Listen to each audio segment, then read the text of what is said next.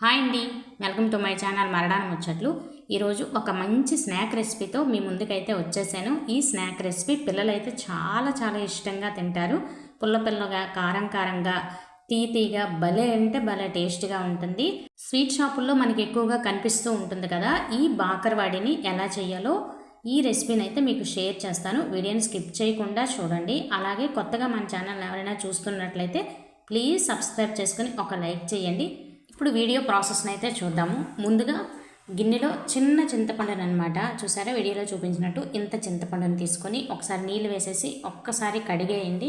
కడిగేసి ఆ నీళ్ళన్నీ ఉంపేసి మరలా నీళ్ళు వేసేసి కొద్దిసేపు నానబెట్టండి. అది నానేలోపు పిండిని కలుపుకుందాము. ఒక గిన్నె తీసుకొని అందులో 1 కప్పు గోధుమ పిండి వేసుకోండి. అలాగే 2 టేబుల్ స్పూన్లు శనగపిండి వేయండి. రుచికి సరిపడా ఉప్పు, అలాగే 1/2 టేబుల్ స్పూన్ వాము వేయండి. వేసేసి వీటన్నింటినీ కూడా ఒకసారి కలిపేయండి. కలిపేసిన తర్వాత 1/2 టేబుల్ స్పూన్ ఆయిల్ వేయండి. ఆయిల్ వేసేసిన తర్వాత చేత్తోనే ఇలా మసాజ్ చేస్తున్నట్లు మొత్తం అంతా పిండికి ఆయిల్ని పట్టించండి. ఇలాగైతే బాకర్వాడి అనేది చాలా చాలా గుల్లగా వస్తుంది అనమాట. ఇలా కలిపిన తర్వాత పిండిని చెక్ చేసుకోండి. ఇలా ఉండలాగా రావాలన్నమాట. ఇలా వస్తే ఆయిల్ పట్టించడం కరెక్ట్ అనమాట. ఒకవేళ ఆయిల్ సరిపోకపోతే కొంచెం వేసుకొని మళ్ళీ కలుపుకోండి. అలాగే తర్వాత కొంచెం కొంచెం నీళ్లు వేసుకుంటూ పిండిని చపాతీ పిండి కంటే కాస్త గట్టిగానే కలపాలి. చపాతీ పిండి అంతా లూజుగా కాదనమాట. చూసారా, ఇలా కలిపిన తర్వాత పిండిని ఒక 5 నిమిషాల వరకు కలుపుతూ ఉండండి. అలాగైతే పిండి సాఫ్ట్ వస్తుంది అనమాట. చూసారా, ఈ కన్సిస్టెన్సీలో కలుపుకోవాలి. ఇలా కలిపిన పిండి పైన మూత పెట్టేసి ఒక్క 10 నిమిషాలు పిండిని నాననివ్వండి.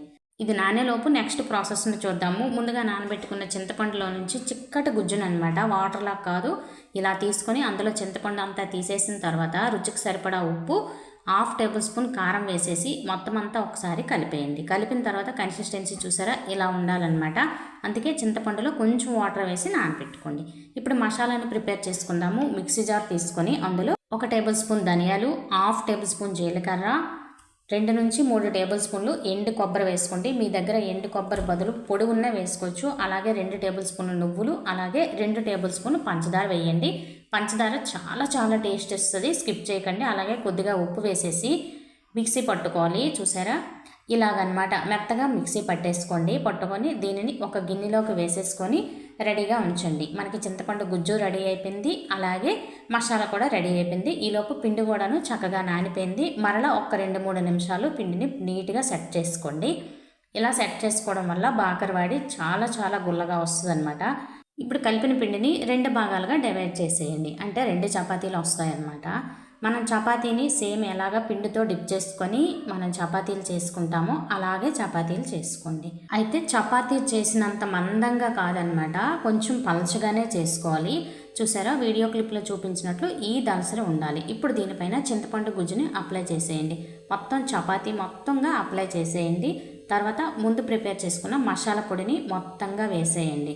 చపాతీ మొత్తం స్ప్రెడ్ చేయండి. ఇలా చేసేసిన తర్వాత చేత్తోనే మొత్తం ప్రెస్ చేయండి. ఇలా అయితే బాకర్వాడి వేయించేటప్పుడు మసాలా ఆయిల్లో విడిపోకుండా ఉంటుందన్నమాట. ఇప్పుడు రోల్ చేసుకోండి. కొంచెం గట్టిగానే నేను వీడియో క్లిప్లో చూపిస్తున్నట్లు ఇలా దగ్గరగా రోల్ చేసుకోండి. అలాగైతే లోపల వేసిన స్టఫింగ్ ఊడిపోదన్నమాట. చివరిగా ఉన్నదానికి కొంచెం వాటర్ని వేసేస్తే మొత్తం అతుక్కుపోద్ది అనమాట. చేసేసిన తర్వాత ఇలా రోల్లా చేసేసి చేత్తోనే ఇలాగా ఈవెన్గా మనం స్ప్రెడ్ చేయండి. చివరగా ఉన్నదాన్ని చాక్తో కట్ చేసి తీసేసి 1/2 ఇంచ్ మందంలో మొత్తంగా కట్ చేసుకోండి. కట్ చేసాక చూసారా, నేను వీడియోలో చూపిస్తున్నట్టు ఇలా రౌండ్గా చేసేసి లైట్గా ప్రెస్ చేయండి. మనకి కరెక్ట్ షేప్ వస్తుంది అనమాట. ఇలాగే రెండో చపాతీని కూడా చేసేసి చింతపండు గుజ్జును వేసేసి మసాలాని వేసేసి ప్రెస్ చేసేసి చివర ఊడిపోకుండా మరలా వాటర్ని వేసేసి సేమ్ మనం ఎన్ని చపాతీలు చేసుకున్నా సరే సేమ్ ఇలాగానే చేసుకొని 1/2 ఇంచ్ మందంలో కట్ చేసుకొని వీటిని కూడాను సేమ్ ముందు చేసిన విధంగానే కట్ చేసేసి మొత్తంగా షేపులు రానివ్వండి. ఇలా రౌండ్గా చుట్టేసి లైట్ వేయిన్తో ప్రెస్ చేస్తే మంచి షేప్ వచ్చేస్తుంది అనమాట. ఇలా మొత్తం అన్నింటినీ చేసేసుకున్న తర్వాత ఒక్క 5 నిమిషాలు వీటిని ఆరనివ్వండి. అంటే మనం డీప్ ఫ్రైకి సరిపడా ఆయిల్ని ఇప్పుడు పెట్టుకోవాలన్నమాట. మొత్తం చేసేసిన తర్వాత డీప్ ఫ్రైకి సరిపడా ఆయిల్ని పెడితే ఇవి వేడయ్యే లోపు అవతల బాకర్వాడి అనేది కొంచెం లైట్గా తడి ఆరుతుంది అనమాట. ఈ ఆయిల్ కూడాను మరీ ఎక్కువగా వేగిపోకూడదు. చిన్న పిండి ముద్దను వేస్తే అది నెమ్మదిగా పైకి తేలిన తర్వాతే వీటిని ఒక్కొక్కటిగా తీసుకొచ్చి వేసుకోవాలన్నమాట. వేసేసిన తర్వాత మీడియం ఫ్లేమ్ టు సిమ్లోనే పెట్టండి. ఎక్కువగా హై ఫ్లేమ్లో పెట్టకూడదనమాట. అలాగైతే లోపల ఉడకదనమాట. ఇలాగా వేసేసిన తర్వాత కాసేపు ఆగితే అన్నీ కూడాను లైట్గా పైకి వస్తాయి. అప్పుడు గరిటె పెట్టి కలుపుకోవాలి. కలుపుకుంటూ ఉంటే లోపల వరకు కూడాను చక్కగా వేగుతాయి అన్నమాట. లైట్గా కలర్ కూడాను వచ్చేస్తాయి. గోధుమ పిండితో చేసాం కాబట్టి డార్క్ కలర్లోనే వస్తాయి. ఇవి వేగాయా లేదా అని మనకి ఎలా తెలుస్తుందంటే నొరగ వస్తుంది కదా, ఆ నొరగంతా కూడాను బాగా తగ్గిపోద్ది అనమాట. అప్పుడు తీసేసుకోవడమే. చూసారా ఎంత మంచి కలర్లో వచ్చాయో. ఇలా అన్నీ వేగిపోయిన తర్వాత తీసేసుకోండి. ఇవి అస్సలు ఆయిల్ పీల్చవండి. ఇలాగా మొత్తం తీసేసిన తర్వాత మనం రెండో వాయి వేసేటప్పుడు ఆయిల్ వేడిగా ఉందంటే స్టవ్ ఆపేసి రెండో వాయిని వేసుకోండి. ఆయిల్ ఎక్కువ హీట్గా ఉండకూడదనమాట. వేసేసిన తర్వాత సేమ్ ముందు ఎలా వేయించుకున్నామో వీటిని కూడా అలాగే వేయించుకోండి. అయితే ఇవి చాలా చాలా టేస్టీగా ఉంటాయండి. పిల్లలకి చాలా నచ్చుతాయి. లోపల స్టఫింగ్ అనేది మనకి కారం కారంగా, పుల్ల పుల్లగా, తీయగా భలే అంటే భలే టేస్టీగా ఉంటాయన్నమాట. వీటిని టమోటా కచప్తో తింటుంటే భలే రుచిగా ఉంటాయి. పిల్లలు అయితే బాగా ఇష్టంగా తింటారండి. ఇంకెందుకు ఆలస్యం, మీ పిల్లలకు కూడా మీరు చేసి పెడతారా?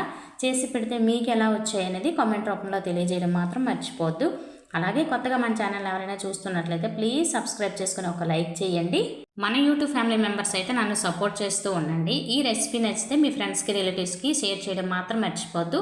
రేపటి వీడియోలో మళ్ళీ కలుస్తాను. ఉంటాను ఫ్రెండ్స్, ఉంటాను మరి.